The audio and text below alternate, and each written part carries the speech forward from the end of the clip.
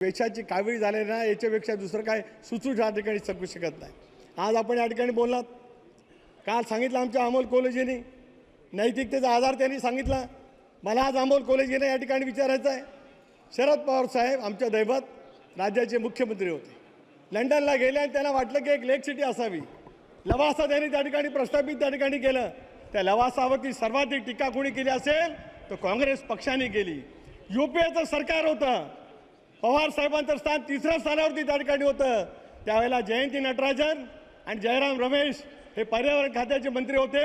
त्यांनी हजारो कोटी रुपयाचा लवासाचा प्रकल्प स्क्रॅप केला आणि अतिशय तथ्यहीन अशावेळीचे आरोप आदरणीय पवार साहेबांच्या कालावधीमध्ये त्या ठिकाणी केले गेले.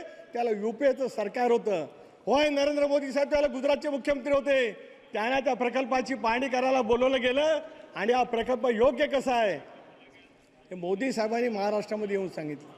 मग ज्या सरकारमध्ये तुम्ही होतात, ज्या UPAच्या सरकारमध्ये होतात, जे काँग्रेस त्या ठिकाणी नेतृत्व करत होतं, ते आपल्या सरकारमधल्या सहभागी असलेल्या पक्षाचा कशा पद्धतीने त्या ठिकाणी करत होते याचा सुद्धा कोणीतरी आता विचार करण्याची वेळ नक्कीच त्या ठिकाणी आलेली आहे.